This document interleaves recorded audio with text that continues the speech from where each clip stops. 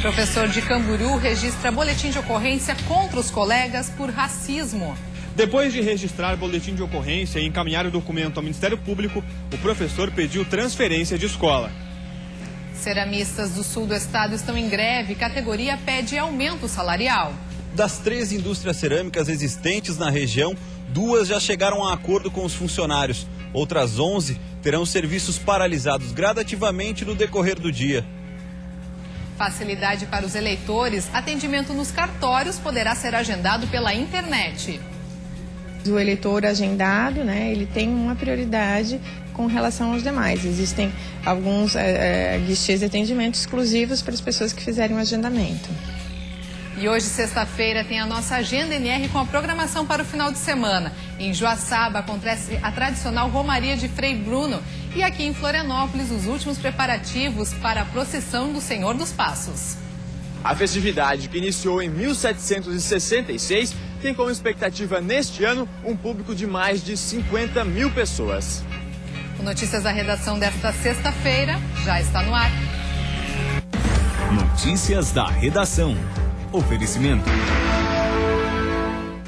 Olá, boa tarde. A Secretaria de Educação de Camboriú abriu um processo administrativo para apurar uma denúncia de racismo. Um professor diz ter sido discriminado pelos colegas por ser negro.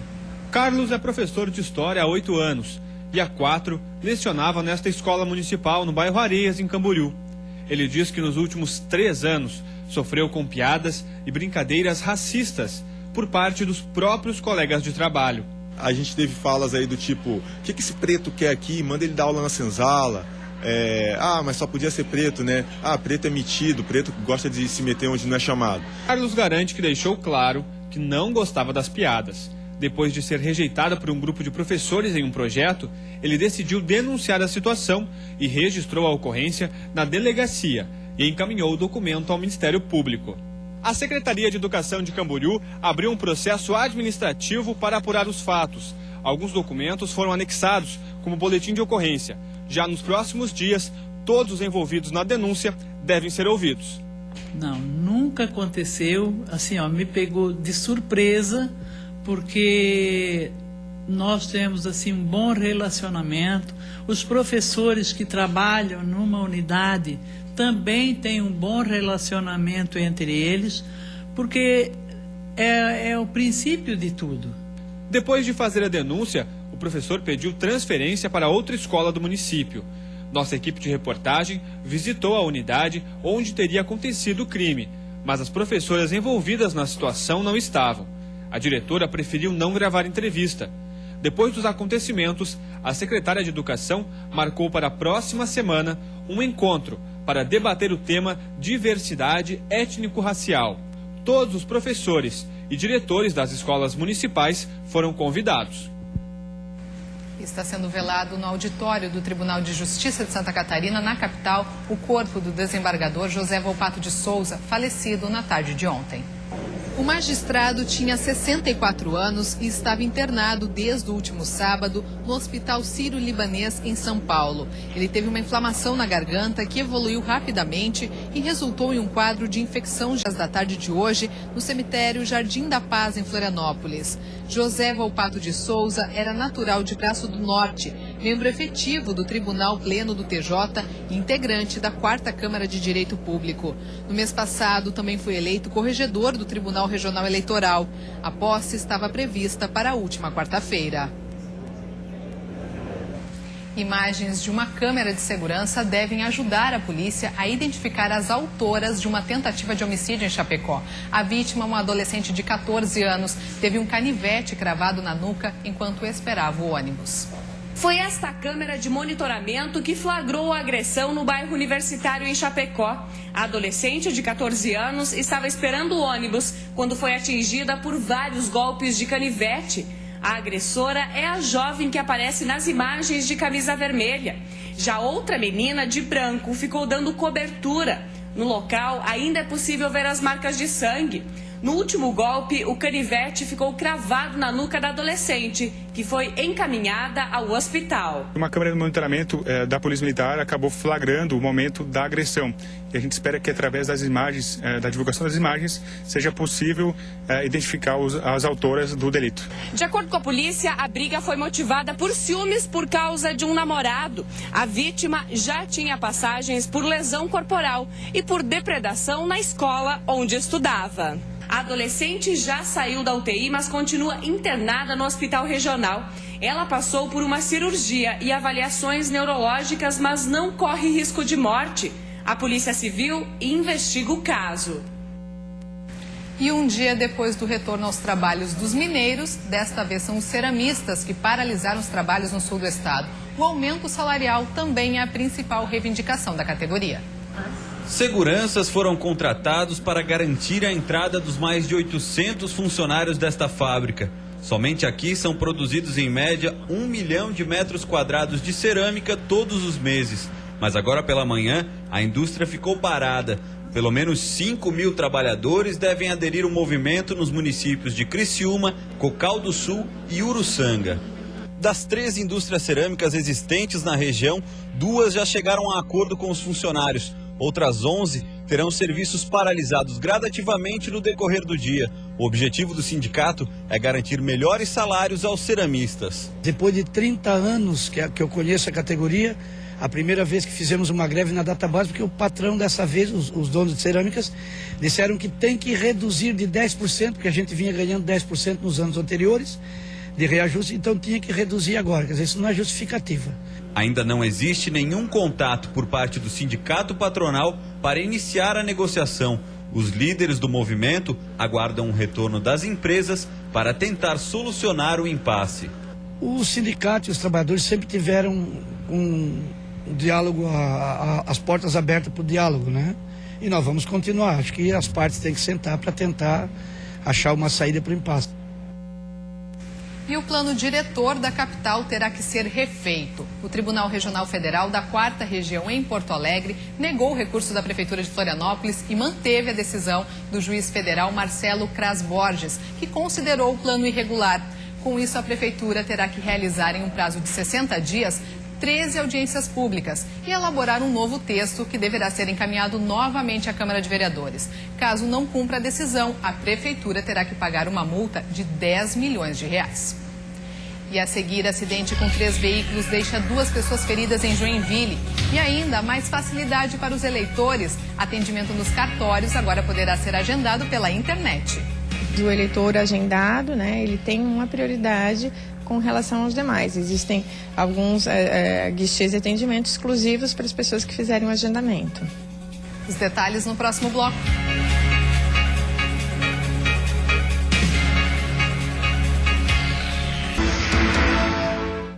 Estamos de volta ao vivo, agora 1h12. Vamos ver como está o trânsito aqui na capital neste momento? Na sua tela, imagens ao vivo das pontes que fazem a ligação ilha-continente. Trânsito intenso, mas fluindo nos 2 sentidos. Calor em Florianópolis, 27 graus. Um caminhão tombou hoje pela manhã na BR-101 em Içara, deixando o trânsito lento na rodovia. O motorista perdeu o controle do veículo e acabou tombando na pista. Com a queda, o combustível vazou e os bombeiros tiveram que limpar a rodovia para evitar outros acidentes. Uma das pistas precisou ser bloqueada e mais de 2 quilômetros de filas se formaram. O motorista do caminhão não se feriu. Um acidente que envolveu 3 veículos em Joinville assustou moradores hoje pela manhã. 2 pessoas ficaram feridas. Quem mora perto da avenida onde aconteceu a colisão reclama da falta de segurança. O acidente foi por volta das 7h30 da manhã em uma avenida movimentada da zona sul de Joinville. A batida envolveu 3 carros em um dos cruzamentos da via. Segundo o relato dos envolvidos, o motorista do cadete tentava atravessar um dos sentidos quando foi atingido pelo Peugeot. Com o impacto da batida, o Uno, que estava parado e aguardava o fluxo de veículos para entrar na avenida, também foi atingido. 2 pessoas foram encaminhadas para o atendimento médico pelo SAMU e pelo Corpo de Bombeiros. Um senhor de 58 anos de idade que estava no banco carona do Uno e uma mulher de 49 anos que ficou presa à porta do cadete. Todos saíram conscientes do local. Os bombeiros, eles cortaram a porta, tiraram a porta fora para tirar ela. Saiu assim com dor na coluna, dor na perna um pouco, depois ela esquedoía um pouquinho a nuca. A avenida é bem movimentada. Segundo moradores, acidentes são constantes, principalmente naquele cruzamento. Nossa equipe registrou a dificuldade que motoristas têm para fazer a conversão. Alguns chegam a aguardar no meio do cruzamento e ocupam uma das pistas. Estamos cansados de ver esses acidentes por aqui. Não fazem nada para melhorar, para amenizar isso aí pelo menos. O sinaleiro já resolvia tudo, porque aí para e libera o trânsito para um lado e para o outro. Mais comodidade para os eleitores de Florianópolis. Já está disponível o agendamento de serviços pela internet. Com apenas alguns cliques, o eleitor consegue agendar o atendimento no site do Tribunal Regional Eleitoral de Santa Catarina. É necessário informar dados pessoais e confirmar dia e horário. A opção, que por enquanto está disponível apenas para Florianópolis, deve reduzir o tempo de espera em filas. O eleitor agendado, né, ele tem uma prioridade com relação aos demais. Existem alguns guichês de atendimento exclusivos para as pessoas que fizerem o agendamento. No site poderão ser agendadas solicitação do primeiro título, regularização de inscrições canceladas ou suspensas, alteração do local de votação e de dados pessoais, além do requerimento da segunda via do título. No mês passado, enquanto o procedimento estava em teste, 131 agendamentos foram realizados, mas apesar da facilidade, quem preferir pode ir diretamente ao cartório eleitoral, sem horário marcado. Já os moradores de Rancho Queimado, Águas Mornas, Governador Celso Ramos, Paulo Lopes e São Bonifácio não têm escolha. Os eleitores destas cidades têm até este final de semana para realizarem o cadastramento biométrico. Nestes locais, mais de 7.000 pessoas ainda não compareceram aos postos de atendimento. No sábado e domingo, os cartórios eleitorais destes municípios estarão em plantão. Quem não atualizar as informações terá o título cancelado. O eleitor vai ter dificuldades com passaporte, com inscrição em faculdades, universidades, por exemplo, inscrição em concurso público, obtenção de CPF. Então, uma série de restrições a quem não tem a sua inscrição regularizada. Nessas eleições, 12 cidades catarinenses contarão com o voto biométrico. E depois do intervalo, tem a nossa agenda NR com as opções para o seu final de semana. Em Joaçaba acontece a tradicional Romaria de Frei Bruno. Em Florianópolis, a procissão do Senhor dos Passos deve acontecer no início de abril. E a comissão organizadora acerta os detalhes. A festividade, que iniciou em 1766, tem como expectativa neste ano um público de mais de 50.000 pessoas. A gente volta em instantes.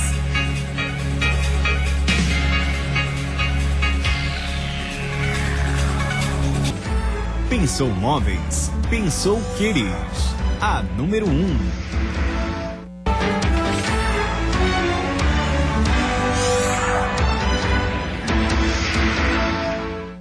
Sexta-feira de sol e calor em Santa Catarina. As temperaturas voltam a ficar na casa dos 30 graus na maioria das regiões. Já o último final de semana do verão deve ser de tempo instável, com possibilidade de chuva forte. Confira no mapa. Sábado, na região serrana, o sol aparece entre nuvens e pode chover à noite. Os termômetros não passam dos 24 graus.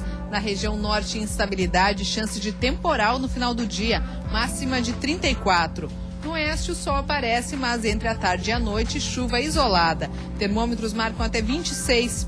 No Vale do Itajaí, possibilidade de temporal no final do dia. Temperatura chega aos 33 graus.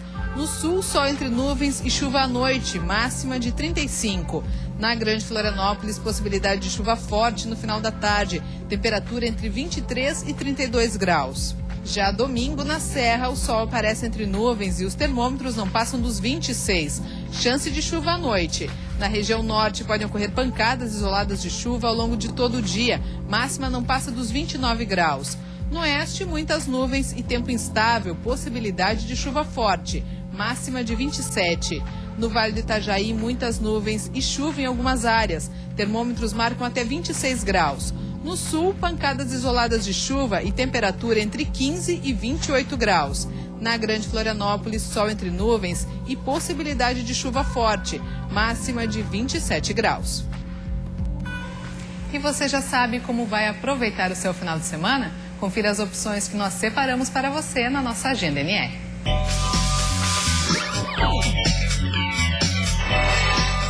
O espetáculo Esse Corpo Meu se apresenta em Itajaí neste final de semana e discute os padrões sociais e de beleza atuais. A peça investe no trabalho corporal dos atores de uma maneira bem-humorada e traz um panorama dos conflitos sobre padrões de gênero, de beleza e moda. Nesta sexta-feira acontece um show gratuito na Escadaria do Rosário, no centro de Florianópolis. Os músicos da capital, Jean Mafra e Felipe Melo, comandam a edição deste mês do projeto Intervenção Urbana, a partir das 6h30 da tarde. Os antigos casarios são uma das marcas do Centro Histórico. Primeira exposição da Confraria Josefense de Artes Plásticas. A mostra Casario de São José pode ser vista no hall da Prefeitura Municipal até o dia 28 de março. Até este sábado é possível conferir a programação do maior encontro cervejeiro do país. O Festival Brasileiro da Cerveja acontece em Blumenau e conta com a presença de cervejarias, cervejeiros e consumidores vindos de diferentes partes do país.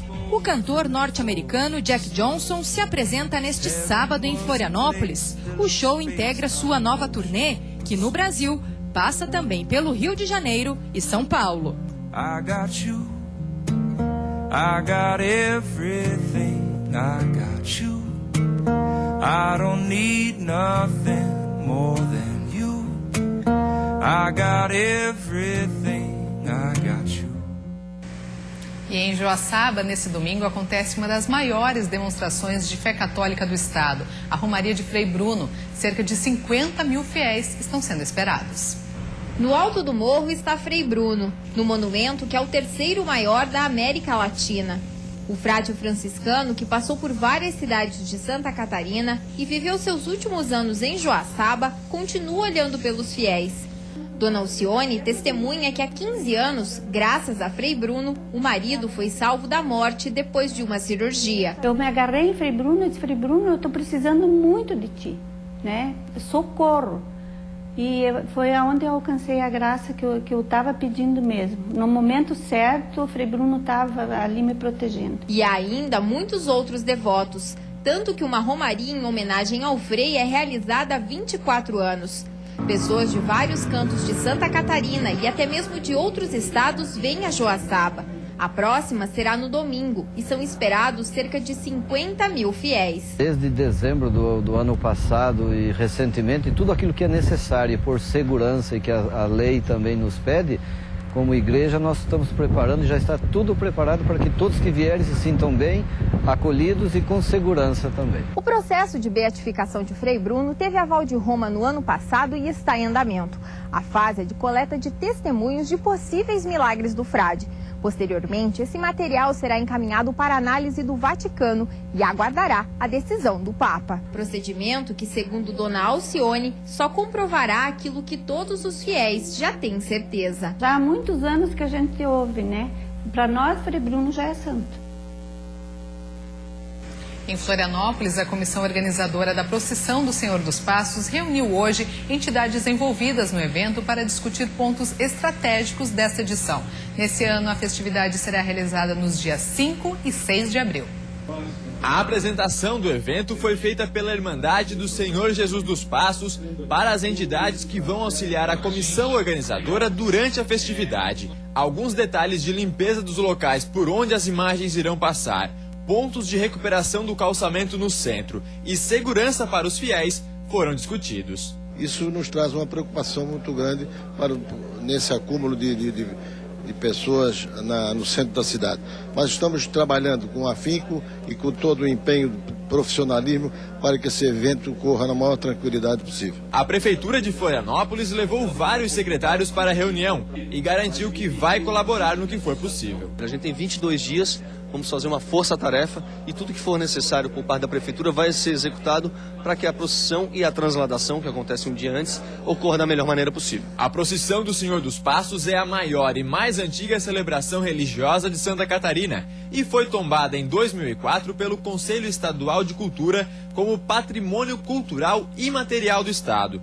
As festividades começam na Capela Menino de Deus no dia 30 de março, mas o auge do evento acontece nos dias 5 e 6 de abril. Como de costume, a transladação das imagens do Senhor Jesus dos Passos e de Nossa Senhora das Dores no sábado à noite começa na Capela Menino de Deus e termina aqui em frente à Catedral Metropolitana. A festividade, que iniciou em 1766, tem como expectativa neste ano um público de mais de 50 mil pessoas. No domingo à tarde ocorre a procissão do encontro das imagens do Senhor Jesus dos Passos e de Nossa Senhora de Lourdes. Próximo dos 250 anos do evento, o objetivo é conseguir ainda este ano o tombamento como patrimônio cultural imaterial nacional. Nós estamos procurando fazer dela a mais perfeita possível para que a gente possa trazer esse reconhecimento para o nosso estado. E hoje a gente fica por aqui. Outras informações no Band Cidade às 6:50 da noite. Uma boa tarde para você, um ótimo final de semana e até segunda-feira.